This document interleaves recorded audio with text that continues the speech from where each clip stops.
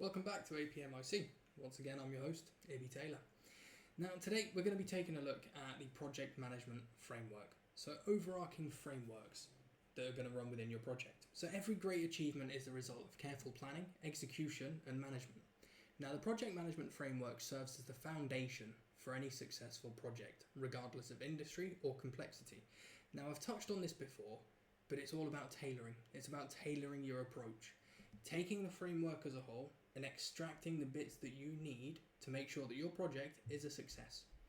And it says here whether you're constructing a state-of-the-art hospital, developing cutting-edge software, or executing a global marketing campaign, a robust framework ensures that each task contributes to the overarching goal. It's all about progress, and it's all about understanding how you're going to get from A to B and putting a framework in place that works for the project that you're working on. So, key points. So, project management framework consists of three major elements. The first of those being the project lifecycle. Each project passes through distinct phases of initiation, planning, and then you move on to execution, and then monitoring, controlling, and it cycles round. It just goes right back round and you do it all again. You go back to initiating something else, and then delivering it, and then monitoring it, controlling it after rollout or go live, whatever you're doing, and you just go again. You then close the project, move on to the next one.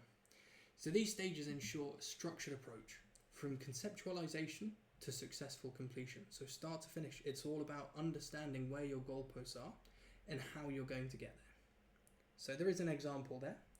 If you're leading the development of an e-commerce platform, you begin by defining requirements. It's all about extracting information. We've touched on this and we'll touch on this again many times. It's about extracting as much information as possible, creating your wireframes, planning, understanding what you're going to do. Then you move into build, you test the platform, so you execute, and then you deploy. And then once you've deployed, you go into monitoring, controlling. There might be some rework that's needed. You might have to touch back on a few things. And you then go to handover and close it once everyone's happy. The stakeholders have signed off, you've signed off, and you've delivered. You've then got knowledge areas. So 10 critical areas form the foundation of project management, including scope, time, cost, quality, resource, and risk management. These knowledge areas connect theoretical planning with practical execution, ensuring a balanced and predictable workflow. And then tools and techniques. So you've got frameworks like Gantt charts, earned value management, EVM, and agile boards. People are using a lot of things like Trello and Asana to manage projects from start to finish with easy to understand tasks and workflows. These provide practical ways to enhance efficiency and effectiveness throughout the project lifecycle. So understanding the project management environment. So the environment in which a project operates is influenced by internal and external factors. It includes organizational culture, resource availability, technological constraints, and external economic and political conditions. These are things that when you're running the initiation and the planning side of your project, it's your job to extract as much information as possible and understand as much as possible so that when you come to plan the project, you've taken into account as many of these factors as physically possible. So internal environment, team dynamics, available funding, corporate culture. A strong project manager adapts strategies to align with these variables. A strong project manager is a leader, is someone that understands the variables and controls as much as possible within their capability. External environment, market trends, competitor strategy, regulatory requirements. They all shape things as well. They're going to have an impact on your project, especially if you're delivering large scale things, things into government, things into infrastructure. Things like this are going to be huge and have a massive impact. So there is an example. Launching a new electric vehicle may be driven by external factors like sustainability goals and government incentives, while internal factors, including R&D capabilities and budget constraints. These are things that are going to impact your project from start to finish. So it's up to you to understand and make sure that you've planned as much as possible for these variables. So the role of the project manager. So a project manager is more of a facilitator. I've said this before, they are the leader. They are the front runner, the linchpin, the overarching driving force behind success. So their role includes leadership and vision to inspire the team with a clear understanding of objectives, strategic planning So break down lofty goals into actionable tasks. So problem solving, this one's huge. Address risks and uncertainties with resilience. And stakeholder management, key communication. Communication is absolutely vital.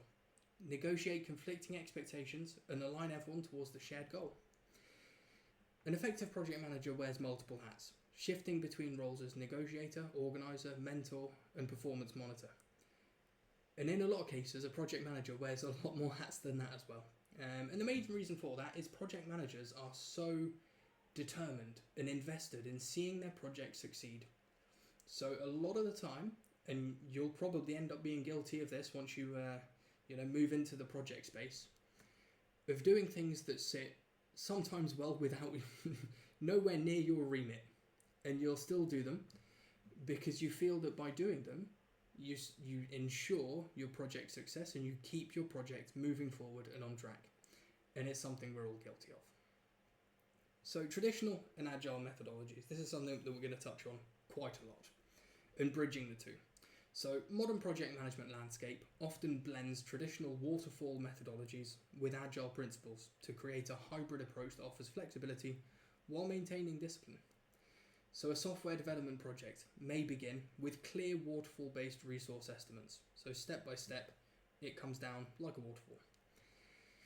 But it might employ agile sprints during iterative coding and testing phases. So it might start to clump things together into sprints.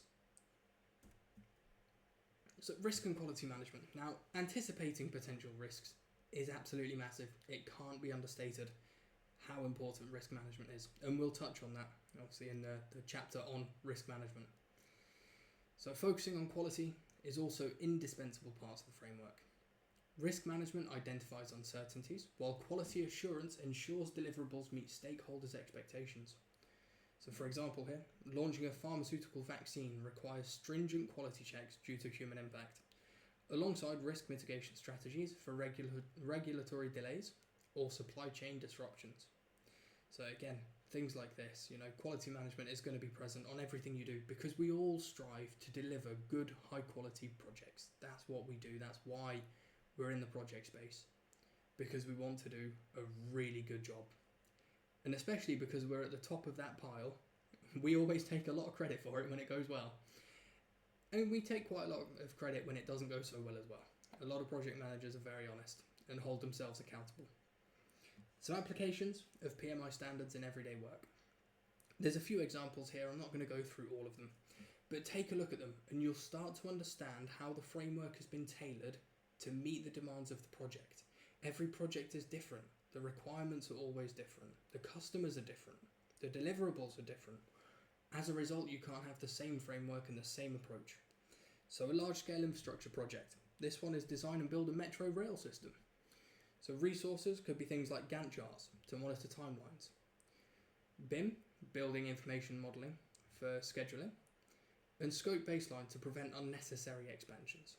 So a lot of planning needs to go into something like this. With every project, but more so, a large infrastructure project. Number 2, you've got technology implementation in fintech. So develop a secure online payment platform. Resources is going to be things like risk registers for cybersecurity issues. You're going to have a risk register on pretty much every project you do. But when you're doing something like this, an online payment platform, the risks are obviously very, very critical. And you might have an agile framework for iterative development. So like we touched on sprint cycles and developing with sprints. And using EVM to monitor budget performance. Again, it's fintech. They're going to be quite critical of budget management. So I'm not going to go through the rest, but take a look at these in your own time. Have a look through and just understand the resources that are used, the framework that is used is different for each and every one of these, and for very good reason. And it's all about understanding the wider project framework and the entirety of the picture so you can tailor your approach to exactly what you're doing. Now you've then got the summary tables. Again, I'm going to let you read through these in your own time, and you can go ahead, have a look through, and then move on to the practice questions as and when you're done.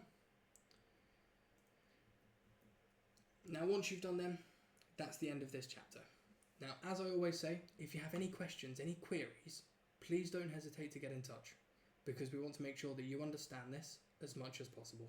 So if there is anything you've not understood, reach out to us. We'll be more than happy to help. But for now, that's the end of this chapter. I'll see you on the next one.